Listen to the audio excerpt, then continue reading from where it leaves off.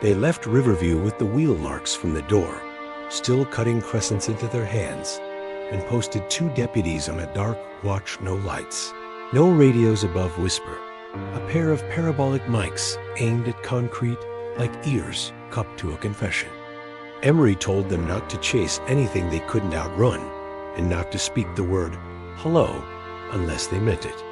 She went back to the office to log her warrant, put the recorder under lock with a note big enough to shame curiosity, and found she couldn't sit in her chair without hearing that careful scrape from the corridor again.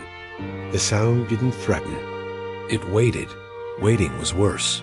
Sleep is going to be decorative, Ross said, reading her slant at the window. Birch. Hollow, she said. There's more in those walls than what we took.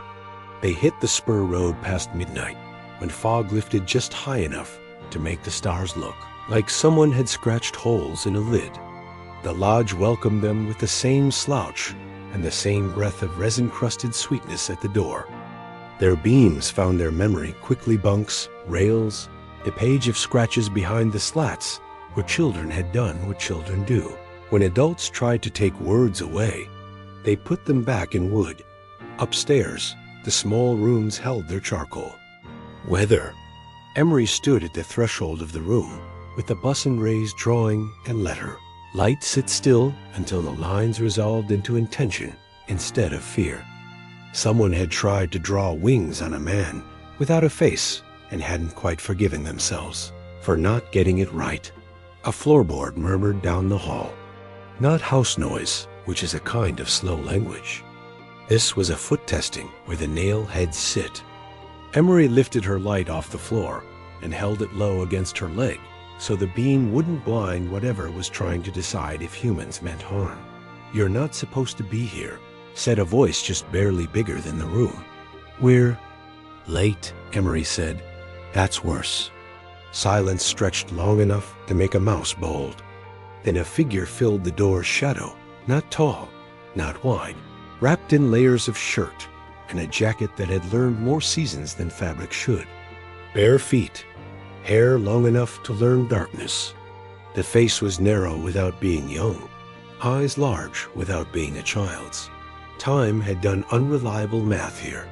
He could have been 10 or 30. Malnourishment is an editor with its own style. Guide. I won't come closer, Emery said. My name is Emery. I live by the river bend. I have a mailbox that leans because I keep meaning to fix it and don't. That last part was for Tessa and for anyone else who needed proof that the outside world remembered little, useless, stubborn things. He stared like people do when they're searching you for danger patterns. Then he looked at her belt, found the holster, the radio, the weight, and somehow still stepped into the room. Then they called me Jonah, he said. But that wasn't my name. Do you remember your first one? He shook his head once, quick, and then as if catching himself in a rule he'd been taught to obey, added, It's right behind a door. I can feel the handle. It won't open yet. Okay, she said, because okay is sometimes the only tool that works. Do you want water? He weighed that longer than she expected and nodded without quite meaning yes. She set the bottle on the floor between them and slid it with one finger.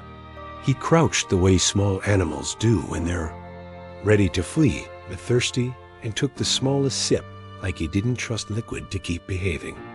Then he took another. The sound of swallowing in a quiet room is almost a kind of prayer. Were you at Riverview tonight? Ross asked gently from the door, keeping his hands in his pockets like a man in a church he didn't grow up going to. Jonah's eyes flickered. Sometimes we went through the low place, he said, tilting his chin toward the floor, meaning under, meaning tunnels. Sometimes they brought us. Sometimes we went because we wanted the river to talk to us. That was against the rules. Did you carve names? Emery asked, nodding at the wall where children had left their refusals in wood. He moved like he'd been permission to, for the first time, and slid his fingers along the grooves. They sanded some. We did them again. My hand remembers the shape of M and C, even if my mouth doesn't. He pointed, Marcy with the heart dot. CALEB, square and careful. And another, faint and stubborn, the K that had started Kimmy. Who taught you to keep both sets of names? Emery asked. His mouth almost smiled like a person hearing a friend's footfall far away. She wrote in the edges, he said. They gave us books with rules in the middle. She wrote the right things where they didn't look on the sides, in corners. She said, real names are bigger than rooms. She said, the river says otherwise. He scuffed his toe. Near the floorboard, where resin had stained the wood. She put a bracelet here by accident once. Purple. I put it back for her. I wasn't supposed to touch it. I did anyway. We found it, Emery said, and saw the shock lightning through his eyes soften into something like relief and grief. In the same breath, he moved to the wall of drawings and lifted 2 fingers toward the bus on fire. We weren't in that one, he said, almost apologizing to the drawing. They told us to draw what we were grateful for. Some people drew quiet. Some drew bowls. I drew doors. She and here, he meant the girl with the notes in margins. The one whose name started with C drew that, and a hill, and trees that were rocks. Stone trees, Emery said. He nodded, and the nod had the gravity of maps. She said if we ever saw 3 stone trees by a river that split and didn't find itself again, we should make our feet fast. He looked at Emery's hands then, palm up, as if checking to see if she'd brought any of that scene in on her skin. We saw them, she said. We're going back. His shoulders came down half an inch, which on some nights is the same as an embrace. He inched closer to the doorway, like his body hadn't decided whether to go or stay, even as his feet had. Is it Tuesday? He asked then, a small voice, like a person checking the weather before stepping out. It's Friday, she said, a real one. He blinked hard, 3 times, as if pulling fog out of his own eyes. Could we call it Friday out loud? He asked. We can call it whatever you want, Emery said. But yes, Friday. She left the water bottle on the floor and held out a hand only halfway. He looked at it like he knew the math, and then gave her his wrist instead of his palm trust on a smaller surface. She wrapped it gently like you do when you're promising to not pull. Just guide. They took the stairs slow. On the main floor, he paused at the scratchboard by the bunks and pressed his forehead to the wood just long enough to tell it something. Only wood needed to hear. Outside, he flinched at the open and then breathed through it the way you do when you've decided to be brave on purpose.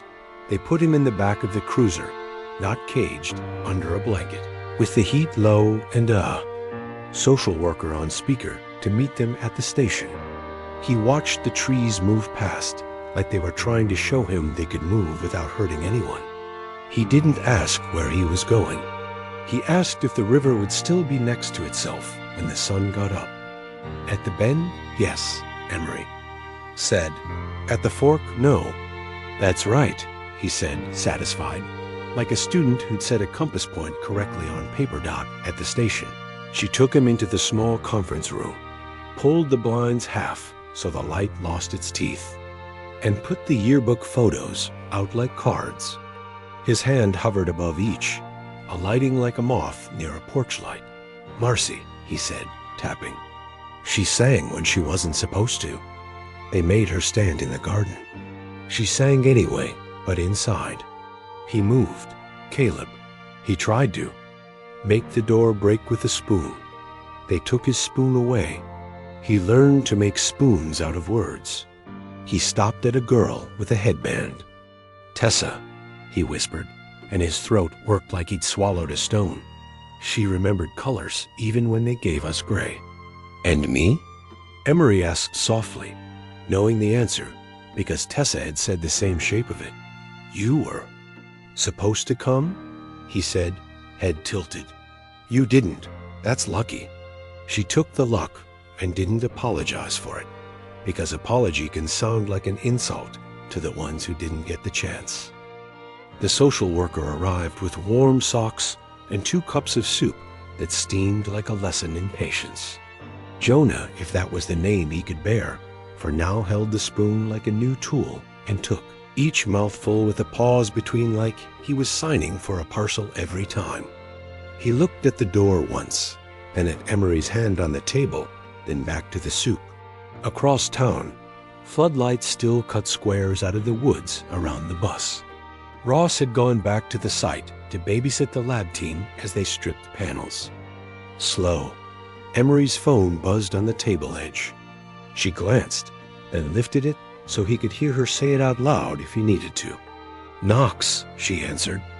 "We're under the rear floor now," Ross said, voice small with distance and the way men talk when the past is kneeling in front of them. "We found another photo, burned at the edges like somebody tried to erase it and changed their mind. 4 kids around a fire. One looks right at the camera, like he knows what it is. Marker on the corner says, he stayed. He chose to stay." Emery's eyes moved to Jonah, who was studying a knot in the tabletop, like it might unspool if he stared kindly enough. "Do you know who that means?" She asked him after she hung up. He didn't lift his head. "The older one," he said. He believed it until he didn't. Then he knew too much to leave and not enough to break it. He helped count. He fixed things. He made the quiet work. He said he was keeping us safe. He stayed. "A name?" Her voice was as soft as she could make it, without losing the bones under it. "Adrian," he said, and the name landed with that drumbeat feeling you get when the text you were half remembering suddenly shows you the next line. He used to line up the wires. He touched the fuse box like it was a pet. In the roster that lived in Emery's head, Adrian Devlin wore a denim jacket too big for him and kept a paperback in his sleeve at recess. Eyes on words instead of kids who threw elbows. She'd seen the last name today in another context work. Orders from the county's electrical department, where a Devlin signed off cleanly and always on time.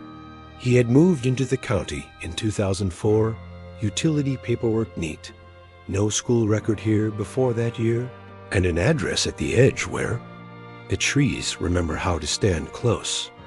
Emery printed the work order index while Jonah finished the soup. She slid socks across the table, and he pulled them on with a look that almost smiled. "Can you sleep here a little?" she asked. "Someone will sit right outside the door. If you wake, you won't be alone." He looked at the door like it might be rehearsing being kind. "I can try," he said. She left him with the social worker and Ross's mug of cocoa he never remembered to drink, and let the hall close the sound of their small voices away. Out in the parking lot, night had thinned toward morning in that way. It sometimes does when the air can't decide whether to frost or breathe. She keyed the address from the work orders into the cruiser's map out of habit, then drove without watching the screen, because the county knew how to guide those who asked it nicely. The trailer sat at the edge of a lot sown with pine needles and old parts.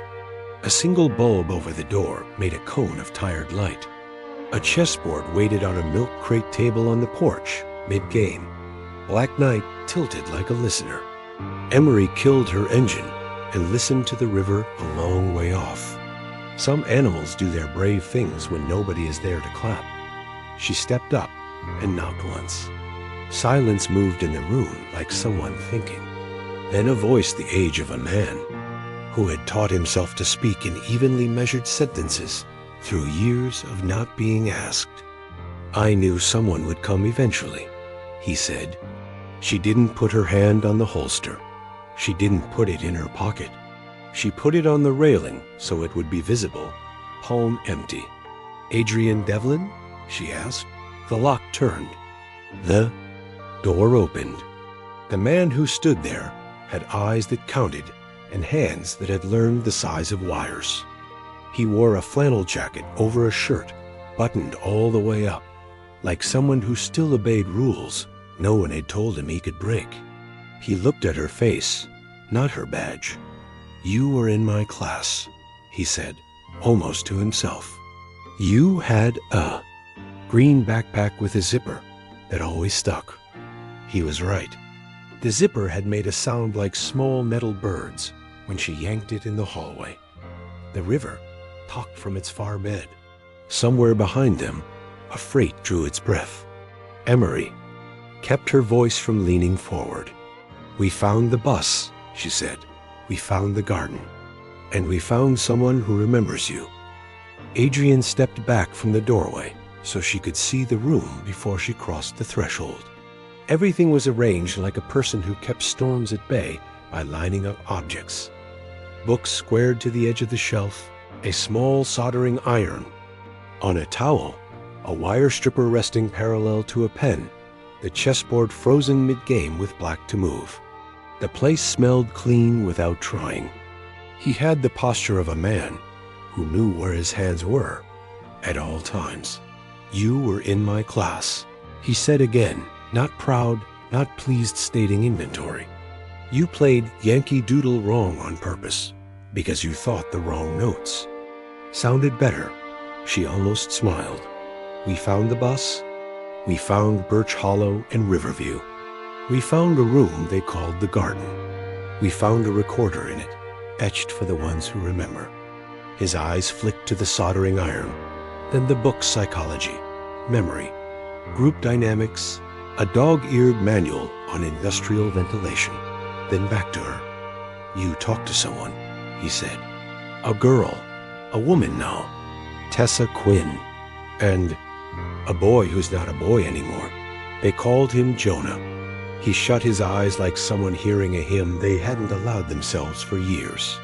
"He lined up spoons on the windowsill," he said softly.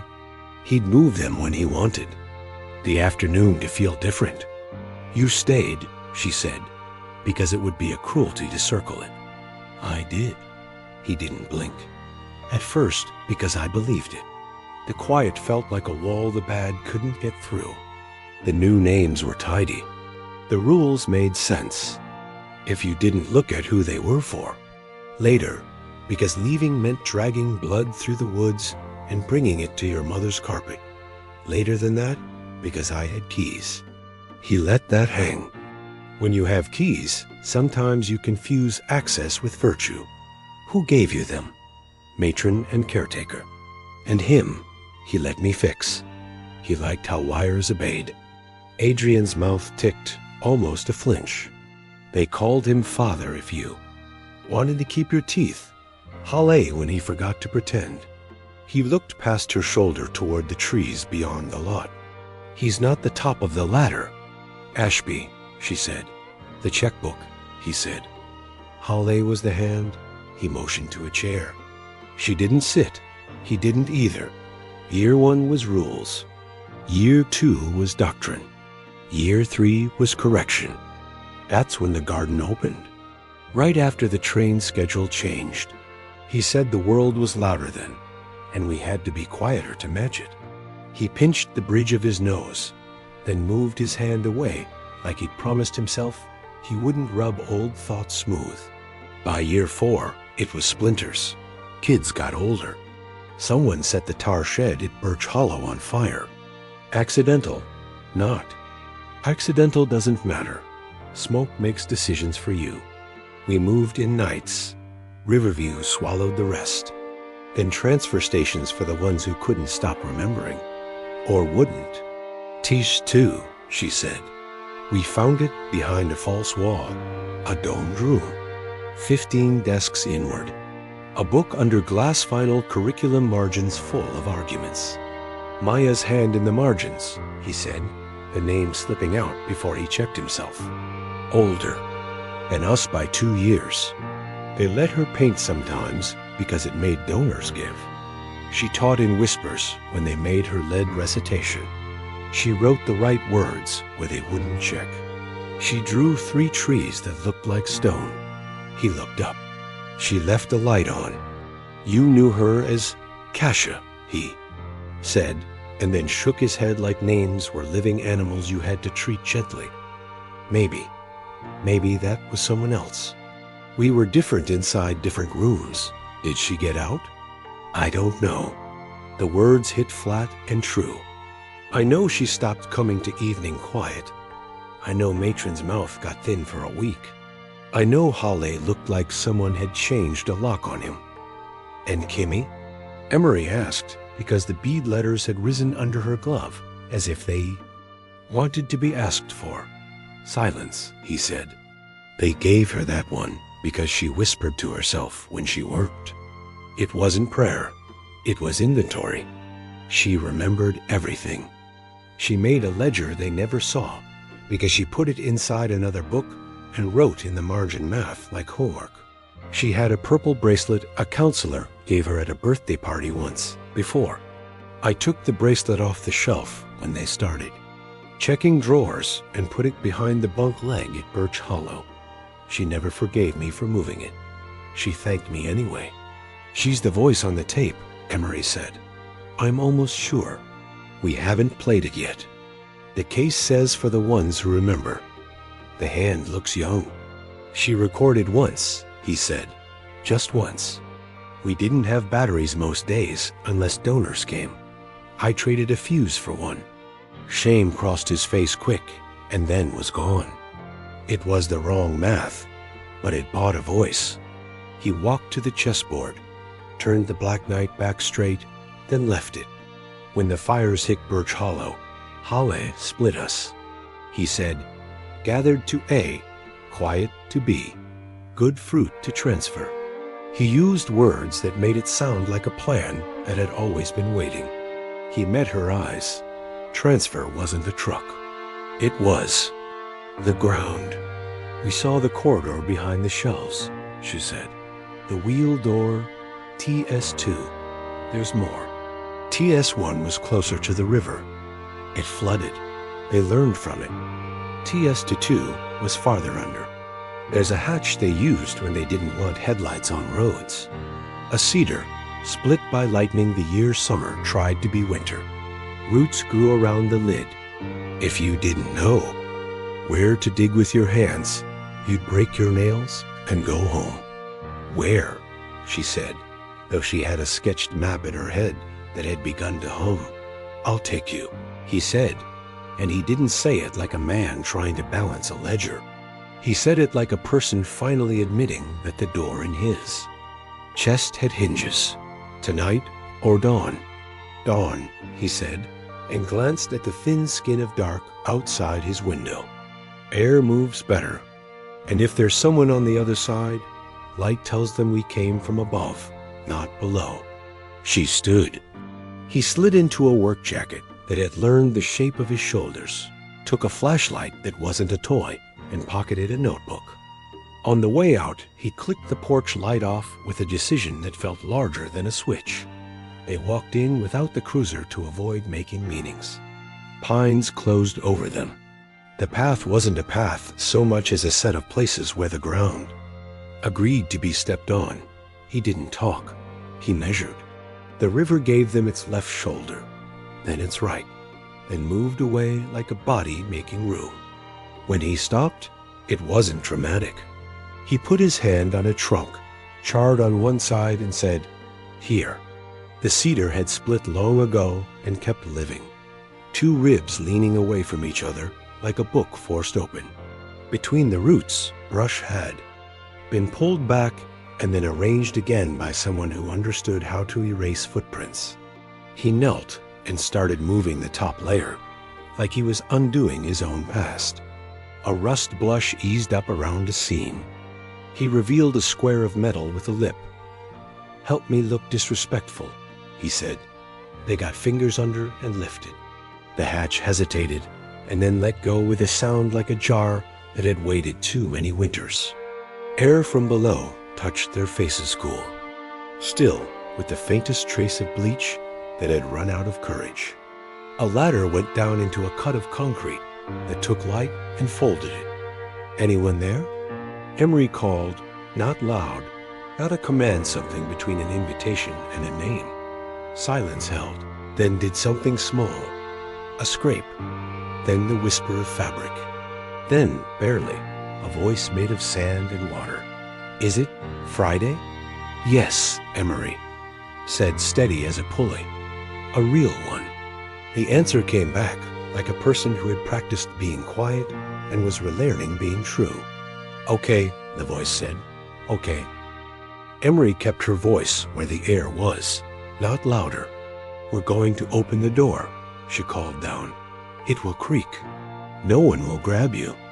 Adrian lowered first, careful on the rungs, flashlight down at his boot tops so the beam wouldn't blind whoever was waiting. Emery followed, weight steady, badge tucked under her jacket.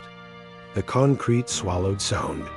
10 feet down, then 15, the ladder met a short corridor ribbed with old floorboards.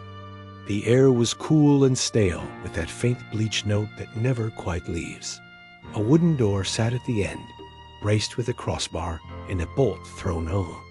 Someone had wrapped cloth around the bolt long ago to make it quiet. Adrian's hands hovered an inch off the metal like he was asking permission from old versions of himself. "I'm lifting the bar," he said toward the seam. "Back away from the crack so it doesn't catch you." The cloth gave with a soft rip. The bar came up. The bolt eased. The hinges protested in a tired, careful voice. Emery kept her light. Low, a crescent on the floor. The first thing she saw were feet bare, dirty, the skin thin as paper. Then a hem of layered skirts, cut from blankets. Then a hand holding the edge of the door from the inside, like someone steadying a world. Was small from years, not from size. Hair matted to her shoulders. Face angular and pale from absence of sun. Her eyes adjusted to the idea of them, the way people test water with their wrists. She carried a leather-bound notebook under one arm, the edges dark from oil and handling. "They called me silence," she said, voice raw around the edges, like speech had to work its way through a place that had healed wrong. But that wasn't mine. Emery didn't move closer. "Okay," she said, a word that makes room. "Do you want to sit?" The woman looked past Emery at Adrian. Something like recognition flickered and hid. He lowered his head, not in shame, not in prayer, an old private signal that said, "I see you." "I won't rush you. It's Friday," he said softly. "For real." The woman's mouth trembled. "I knew it wasn't Tuesday," she whispered, as if saying it too loud might make the week collapse. She glanced at the notebook clutched to her side, thumb pressed to a torn corner. "I kept records," she added, uncertain if the word would pass inspection. "For them, and for us, in the edges." "What do you want us to call you?" Emery asked. Silence looked at the floor, at the lines worn into concrete by years of moving in a small space. She blinked, slow, twice. "Kimmy," she said, and the name entered the air like a living thing. "Kimmy Lang. I think I still." Emery felt something inside her that had been holding a breath finally let it go. "Kimmy," she repeated. "We're going outside. It's cool, and it smells like trees. The ladder's narrow. I'll go up first so you can see my feet." Kimmy nodded, then winced, hand moving to her ribs the way people do when the body keeps a ledger. Adrian angled himself so she could balance without touching him. Emery climbed, counting rungs out loud, not as a command, but as a rhythm, until her head found dawn air. She turned and held a palm for Kimmy's wrist, the way you steady a person on ice. Kimmy's skin was warm and fragile undergirt. At the last rung she paused, eyes level with moss and roots and a slice of sky. The first breath hit her, and she flinched like light could burn. Then she stepped up, the world tilted around her trees. Vast, sky bright, the river far off, saying the same sentence over and over. Kimmy put the back of her hand to her mouth and made a small sound that wasn't fear. It was the noise of a person remembering they had a mouth for purposes other than silence. "Blanket," Emery said, and Adrian had one unrolled before she'd finished the word. He set it on Kimmy's shoulders, then stepped back like heat. Was a gift he wasn't entitled to watch work. "We have a car," Emery said. "We'll go to a hospital close by. They're kind. No questions you don't want." Kimmy's fingers tightened on the notebook. "They won't take it?" "It's yours," Emery said. "It stays with you?" She nodded toward the leather. "You said you wrote in the edges." Kimmy's mouth tugged into something that could become a smile if fed. "They made me copy lessons," she said. "I wrote the real ones small, where hands didn't check. Names, places, when the river sang, when trains stopped." She looked at Adrian again, a steady, evaluating look that belonged to someone who had kept people alive by measuring them. He didn't look away. "I took your bracelet once," he said. "I put it behind the bunk leg so they wouldn't find it." Kimmy's hand lifted to her wrist, as if the plastic might still be there. "You should have asked," she said, not angry. "I should have," he said. She nodded once, which in some rooms is the entire trial and the verdict. They hiked out, slow, stopping twice, so Kimmy could breathe through a tremor that ran up her side like wire humming. In the cruiser, she watched the trees blur with an attention that had no room for fear or wonder-only intake. At the hospital, the night nurse who'd sat with Tessa had already warmed a room and pulled the blinds to a degree she called gentle. Paperwork arrived and left without making a sound.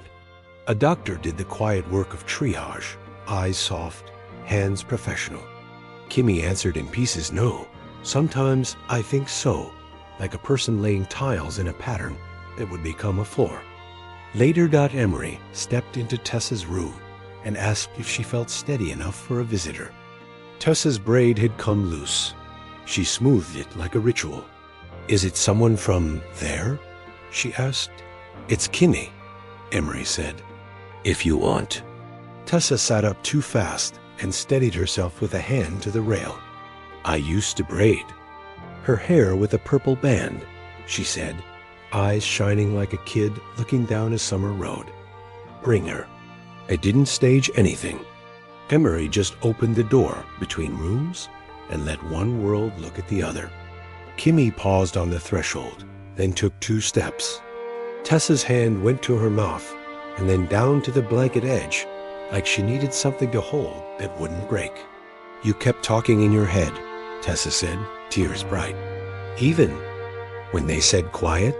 Kimmy nodded, smiling with more of her face this time. "You kept colors," she murmured, and the 2 of them laughed at the accuracy, like it was an inside joke they'd finally earned the right to tell.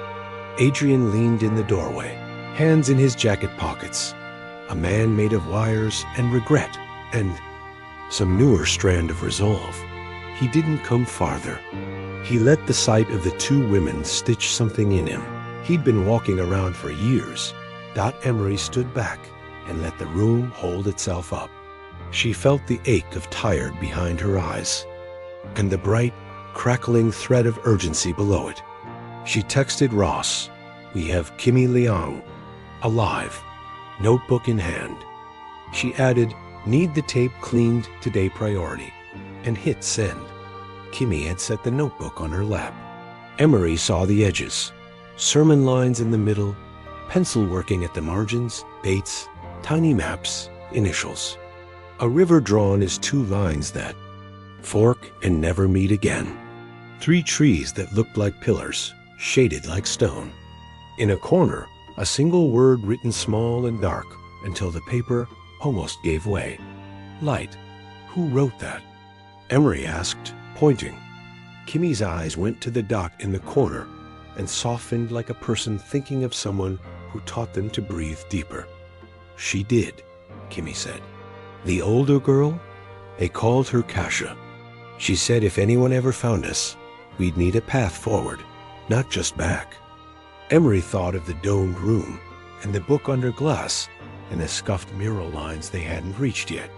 She thought of the freight's dusk whistle and the pump house timer's neat ticks and the clipboard that had tried to keep a ghost.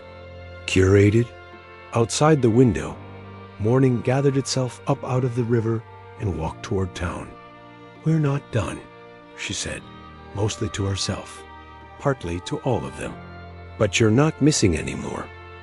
The tape came back from the lab like a rescued, moth-dried, mended, and too fragile to hold twice. The tech set the player on Emery's desk like an altarpiece and warned her with 2 fingers. One play, no rewinds.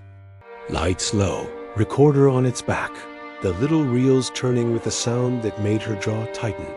Static first, thin and papery. Then a breath. A child's voice, not baby young, but not yet adolescent, threaded past the static, careful, like someone stepping across creek stones. "If you find this, it's not because we ran away. They took us. They said quiet keeps us safe. Quiet makes you forget." A pause. A rustle like fabric, like someone turning from a wall and back again. "They took our names and gave us words. Dove, glory, silence. I write the real names in corners. They don't check corners." Emery could feel the room lean toward the speaker. "We have tallies on the walls," the voice went on. "At first, we counted days, and we counted us. Every time someone stopped asking to go home. Every time someone used a new name without being told. The garden smells like metal when the door is closed. If you find it, don't tell it your name. Make your mouth say the one you had before. Mine is Kimmy. I keep it." The tape hiccuped, the sound of a machine at the pool of its own breath. "If she finds this, Kasha, leave the light on. We will follow it." The reel clicked empty. The tech didn't breathe until the machine did. Emery wrote in the quiet, "We counted us." She thought of the tallies in clusters, running up the walls until shoulders gave out. Not days, kids yielding. Kimmy's notebook had waited politely at the hospital while Emery walked back from the tape. On a couch by the window, Kimmy traced the leather corner with the pads of her fingers, the way a person reads a familiar road sign after years away. "It's code without being clever," she said when Emery asked how to read it. "I didn't want to hide from me. I wrote their lessons in the middle. I wrote true things around them. Dates, initials, smells, train times. Lists that look like chores, but spell things if you take the first letter down the page." She flipped to a spread that smelled faintly of bleach and pencil shavings. In the margins around a lesson titled "Gratitude for Quiet," the right-hand column spelled downward, "Tiria stile diusque." On the facing page, around memory, is the infection. Another column, "Dek R-E-S-T-O-N-E to R-E-E." Kimmy tapped the lower corner, where a thin pencil line ran like a seam. "This is where I put names, not the given ones. When I didn't know them, I put a letter. J for the boy who wasn't Jonah. C for Kasha, if that was her." Her mouth folded into a private smile. She wrote back in places they didn't look. Under the date line, on the binding glue. She always signed with light, so I would know. "Can you show me which pages she touched?" Emery asked. Kimmy laid the book open across her knees and started pointing. A circle here around a word. That didn't belong. A tilde between lines where no one would put a tilde on purpose. In a corner, the outline of 3 trees drawn like pillars and rubbed with a thumb until the paper was shiny. And along a page that read correction is then cure. A sentence threaded so small Emery had to angle the book to find it. "Room 6 sees what others won't. Room 6, Emery said.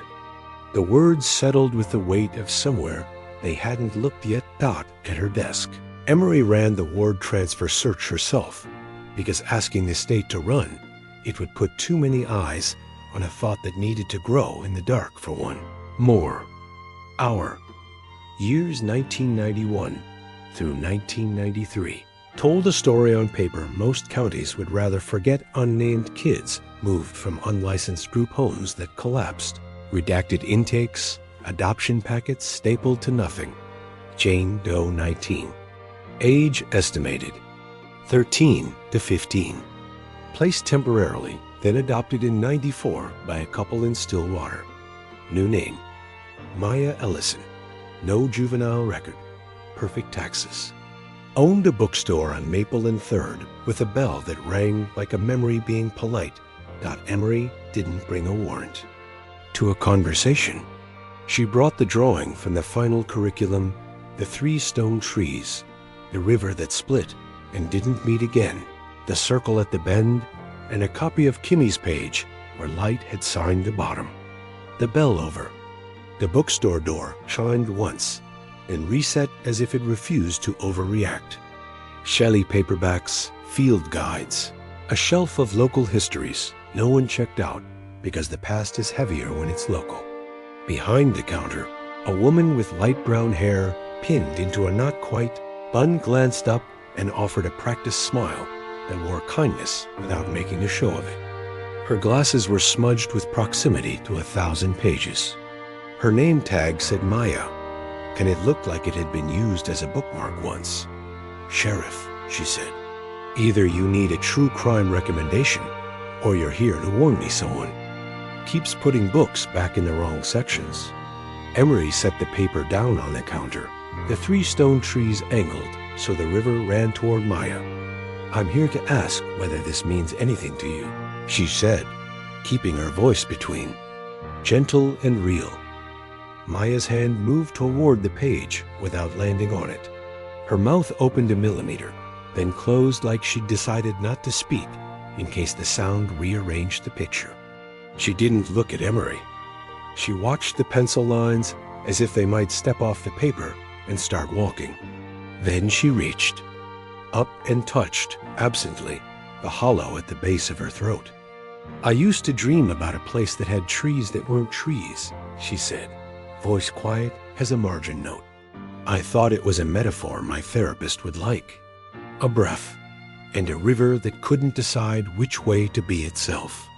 Emery slid the second page over the one, with the light sign-off so small you could miss it. A girl wrote in the edges, she said. Older than the others. She taught in whispers. She left notes where hands wouldn't check. She signed them with light so the right eyes would find them. Maya sat down very slowly on the stool behind the counter. The bell above the door made a small sound by itself and settled.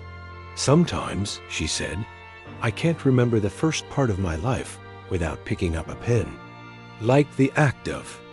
Writing is the bridge. She laughed once, not from humor. I keep a box of candles in the back I never use. I don't know why I buy them. I line them up by height. We found 2 of them, Emery said. Tessa and Kimmy. They're safe. They remember you. It felt like handing over a rope you were sure would hold. Maya closed her eyes and tears slipped, clean, unembarrassed. I used to tell them stories with endings, she whispered, because we weren't allowed any. She opened her eyes and found Emery with them. They're really here. Yes. Maya's hand hovered over the drawing again. In my dreams, there's a room I can't open, she said, barely above breath. I think I painted something before I left. I don't know what. But when I shelve books, I avoid the bottom left corner like there's a nail in it. Room 6, Emery said, and saw something unclench behind Maya's eyes. We're going back to look for it. Be careful, Maya said. A reflex, a muscle. There was a man who liked to stand still and be in the way. He thought stillness was power. He liked hats that made him taller. Halle, Emery said, or whatever he called himself that day. He called himself Shepherd, Maya said, and her mouth twisted around the word like it left a taste. The woman with him, matron. She had a way of folding towels that made silence look like competence. We're tugging on the checkbook, Emery said. Ashby papered it through cedar line and a dozen shells. There's a Portland detective who owes me enough to pull whatever isn't locked. She lifted the page with the trees, slid it back toward her jacket pocket. Can I bring Tessa by? When she's steady. And Kimmy, when the doctors say, yes. Maya said, the word coming out like gratitude and dread and relief at once. Please. On the way out, Emery glanced at the staff pick shelf. A card propped under a slim novel read, for anyone who ever needed someone to leave a light on. The handwriting was small and neat. She took a photo, sent it to Kimmy with no caption, and watched the dots bubble back a minute later. I told you she would. Back at the office, the Portland detective called with what passed for good news. Gilbert Ashby was alive. Older, opinionated, and insulated by foundation lawyers who filed polite letters like snowdrifts. You're going to need to bring him a story he doesn't like, the detective said. Men like that don't hear facts. They hear a threat to their legacy. I'll bring him names, Emery said. Legacy can learn them. She tacked new lines onto the board, Ashby, Hawley, Matron, then drew a circle around room 6 and wrote under it, bricked. Her phone buzzed with a text. From Ross, posted at Riverview. Hearing low movement at a wing, no animals. He followed it with a second photo chalk dust under a board that used to read Gratitudes, Tuesday, as if someone had brushed it with a sleeve, and changed the day by Will. Emery, grabbed her jacket and the keys, paused in the doorway long enough to let herself feel the thrum between what they had and what waited, and headed north. The pump house timer ticked its metronome. The river made its sentence and didn't apologize for repeating it. Somewhere under the hill, a wall that looked like a wall wasn't, and behind it a room awaited that a girl had warned them about in a pencil, so small only the ones who were supposed to could see. Riverview took shape out of the trees, the way a memory does first. The edges you wish were wrong, then the middle you already knew. Ross met Emery at the pump house with his shoulders rolled tight and chalk dust streaked across one sleeve. A wings. Been breathing, he said. Not animals. The kind of air room makes when it remembers how to move. They cut their lights as they crossed the gravel and went in by the same door as before. The corridor held its refrigerator hum. The garden. Placard watched them pass like it had a personality. At the A rooms, the first thing Emery saw was the chalkboard they'd left clean. In the lower corner, in a child's careful block letters, someone had written Friday. The line under it was a wavering flourish, like a hand remembering how to. And a sentence, keep your ears on the seams, Emery whispered. They moved past bunks and hooks toward the office with its tidy lists. She followed the feel in the wall to the place where the cinder block went hollow again behind the row of boxed curriculum. The shelves still sat a hair off square where they'd left them. She and Ross dragged them back slowly, put a light under their boots to catch any prints. The patch they'd pried last time had been mortared in old. To the right of it, another rectangle had a newer skin-different grit in the sand, a smoother trowel hand. Bricked twice, Ross said. Somebody learned. The tech with the square glasses unpacked a small chisel and a bag mat, slid on headphones as if he could quiet Brick by not listening to it.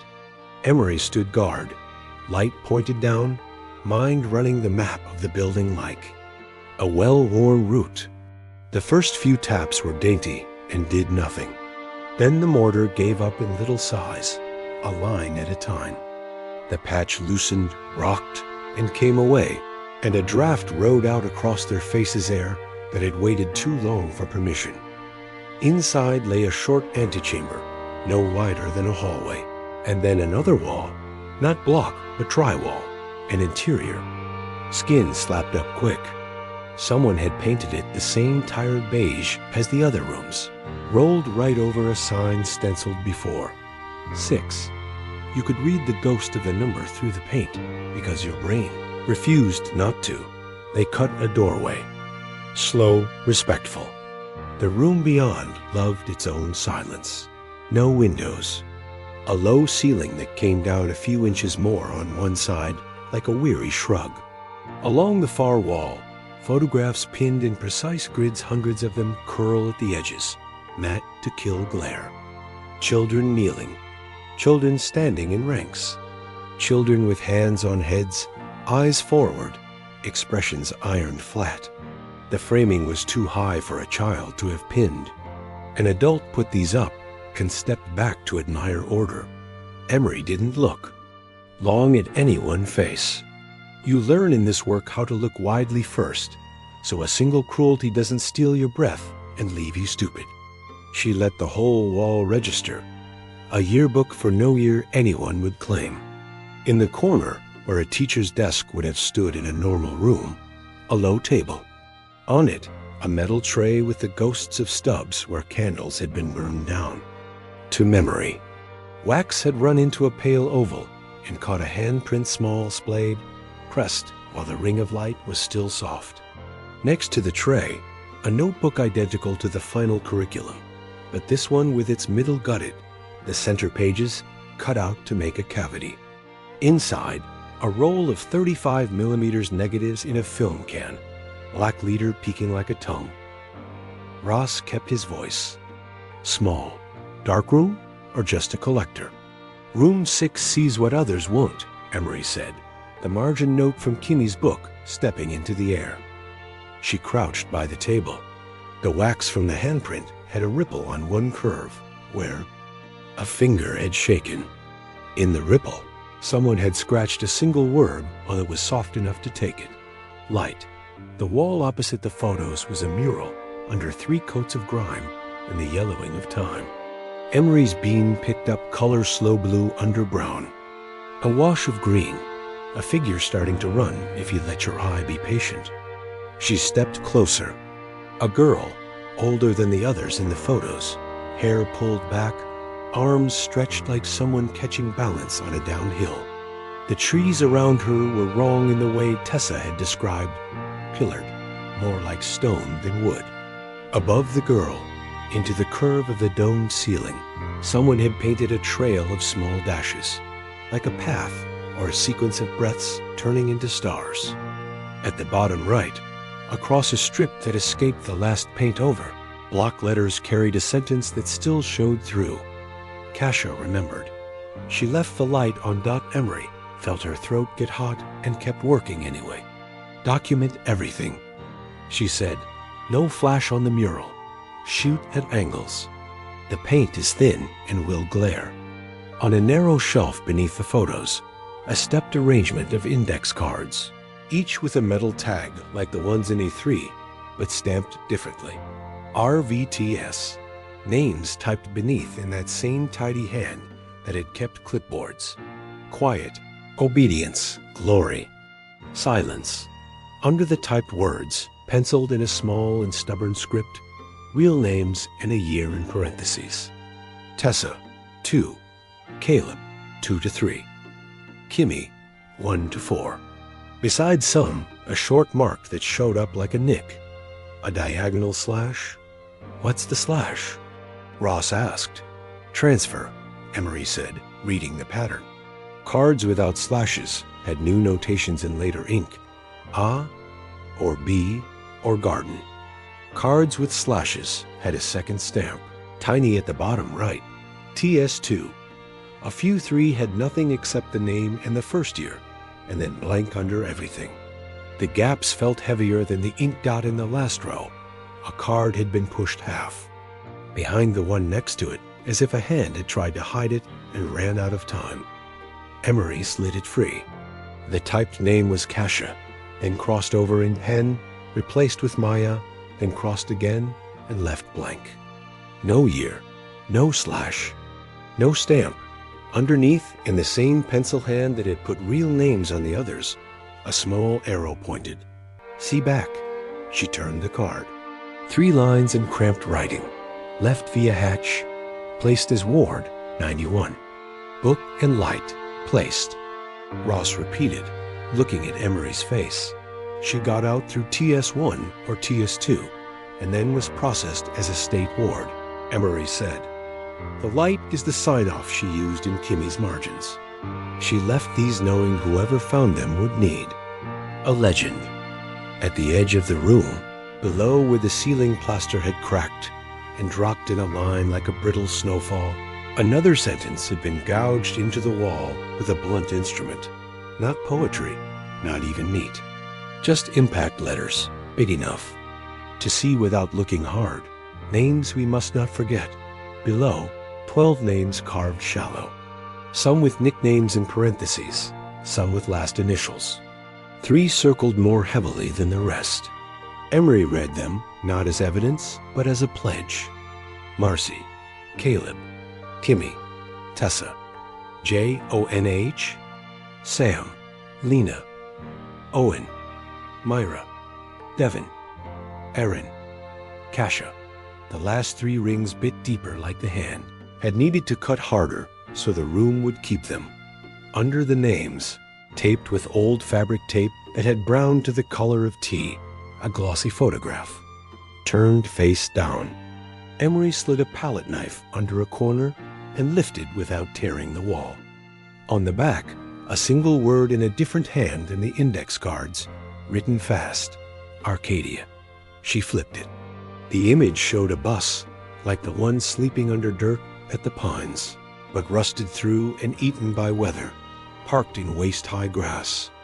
Against a line of scrub, a man's shadow took the lower corner, the shape of a hat brim obvious even as only shadow. In the distance, a rise that looked nothing like Oregon. Sage, big sky. West, but not this west. Ross leaned closer. That word mean anything to you? County 2 over has an Arcadia Street, Emery said, knowing it wasn't that. California has an Arcadia proper. There's an Arcadia washout east. There's always an Arcadia. It's a word people use when they want paradise to do their lying for them.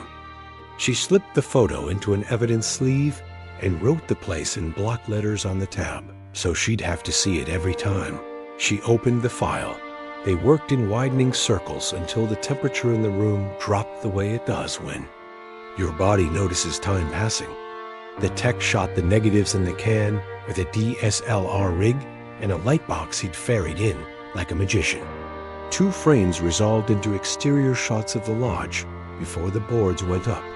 One into kids by a trestle. One into the domed room with the desks set and empty, plates flashing faintly. The last 2 frames were overexposed, a burn of white where light had been let in too fast. A hand in the corner, small, smudged with charcoal, reaching.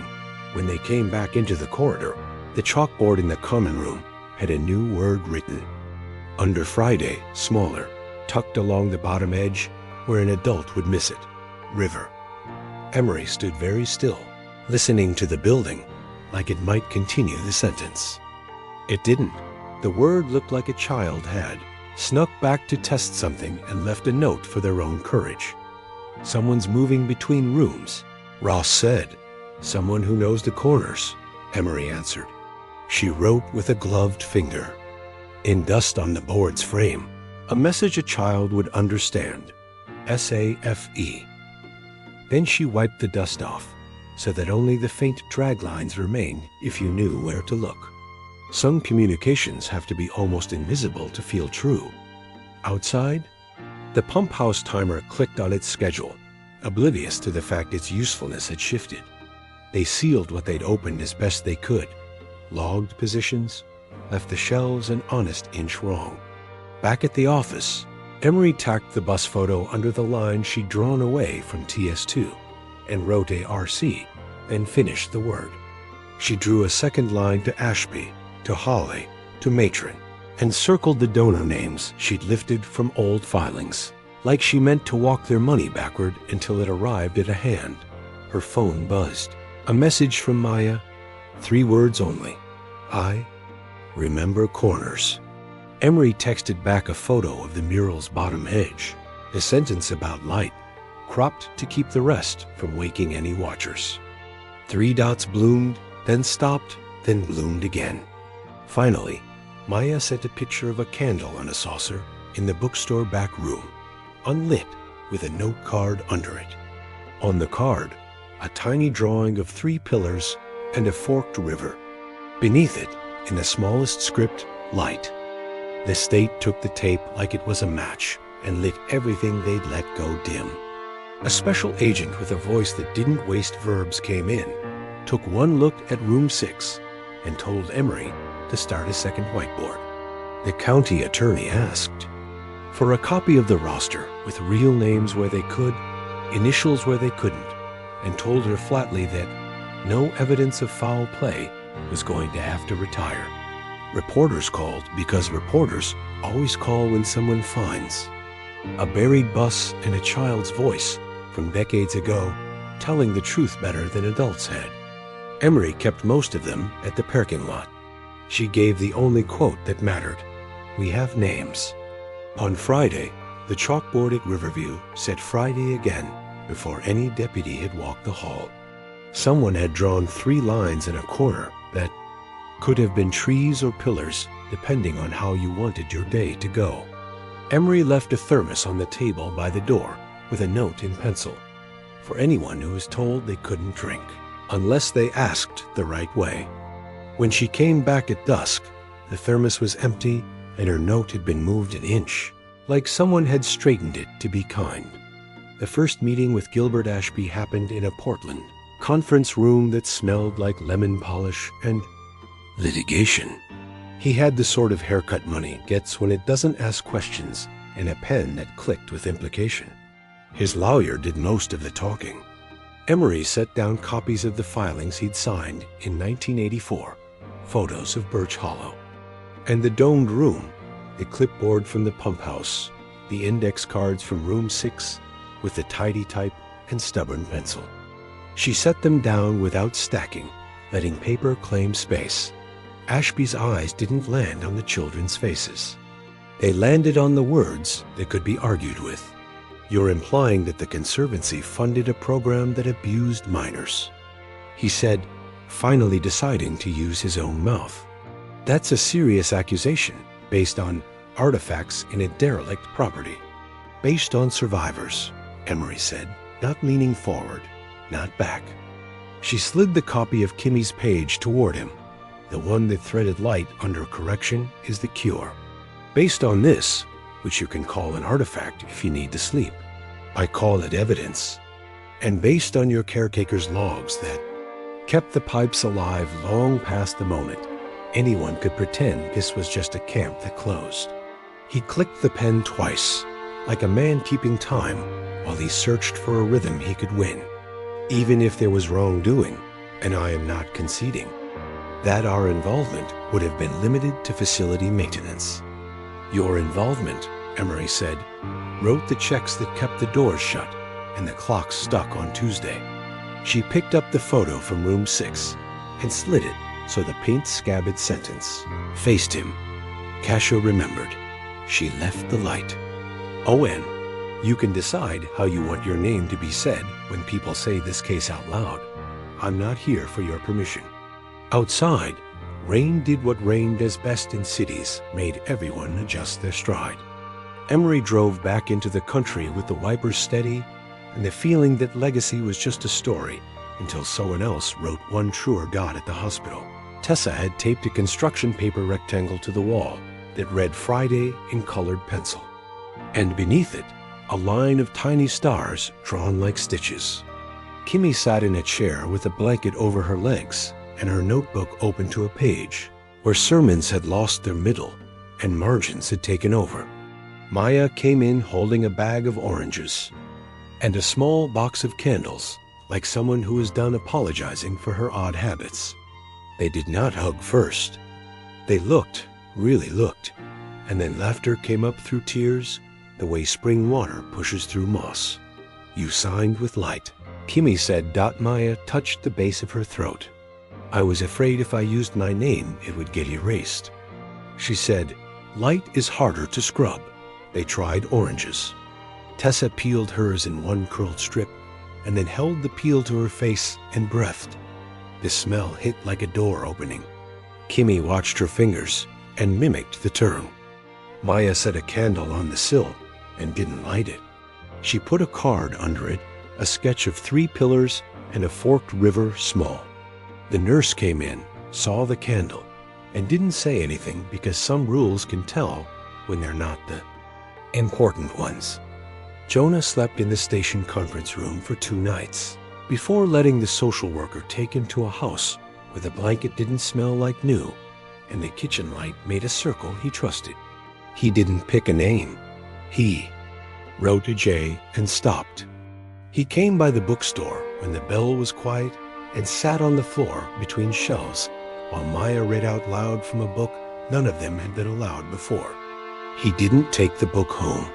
He took the sound of it in his pocket. Room 6 gave them more than pain. The negatives in the gutted curriculum developed into a sequence of hands, leaving signs no rule writer had meant to preserve. A drawing thumbprint in the corner of a frame. The edge of a bracelet bright as candy, a ragged edge where a page had been torn so carefully the fibers made their own letters. The tape of Kimmy's voice was copied to a format that would last longer than an object someone could slot into a desk drawer and forget.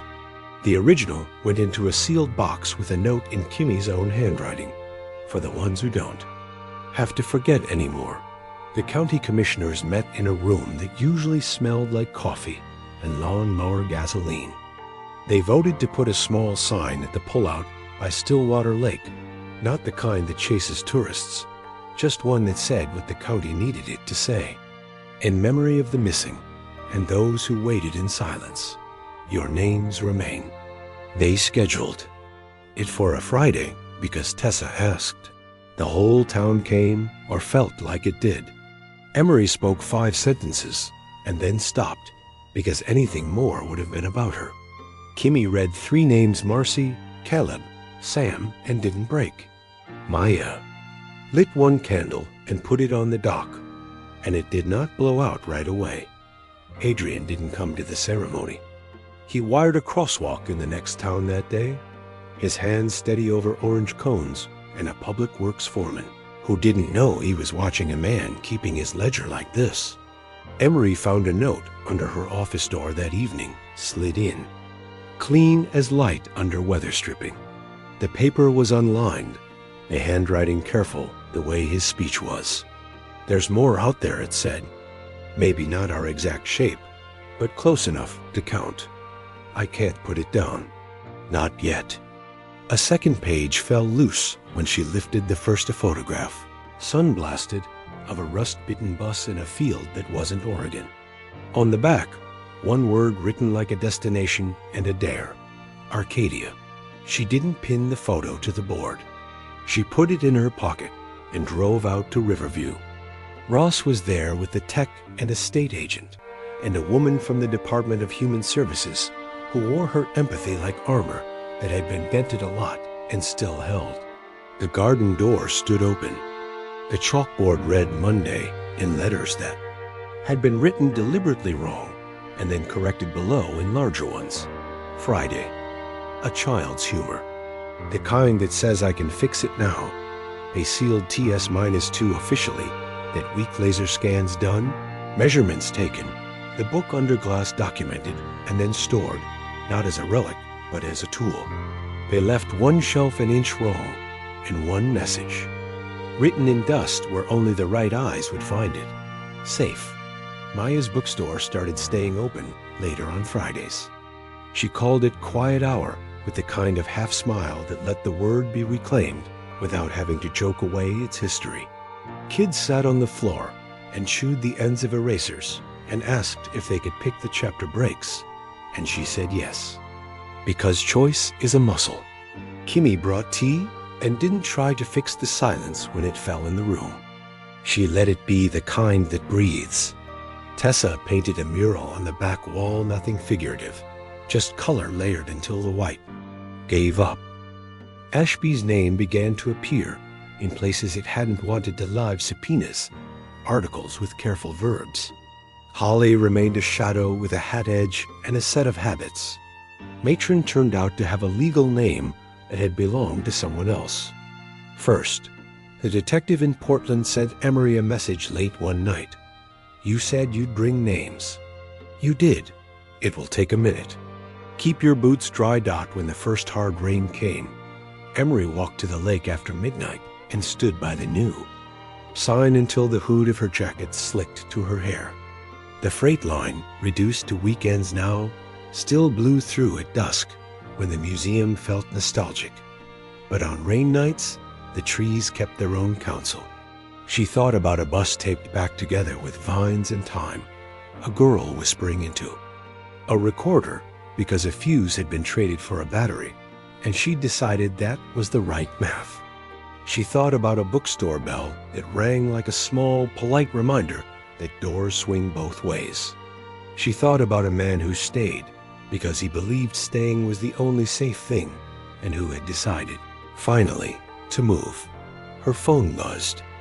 Once, a photo from the bookstore Maya had angled a candle on a saucer next to a card where the smallest handwriting said light, and above it, 3 little pillars sketched so faint you could miss them. Another from the station Jonah's hand, next to a pen on a blank form where he had written J, and then a second letter, not finished, enough to convince himself that the rest would come when it was ready. On her own board, below the names and the lines and the circles around room 6 and Cedar Line and the trestle, Emery drew a line south and wrote ARC, then finished it.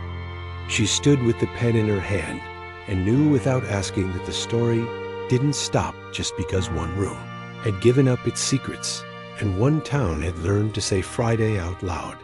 It runs, she thought, like the river when it refuses to merge with itself as 2 truths at once. What was done and what we do next. She capped the pen, grabbed her keys, and left the light on in her office when she closed the door. Not because she needed it to find her way back, but because someone else might need to see that the room was still here and could be entered without asking the wrong person for permission.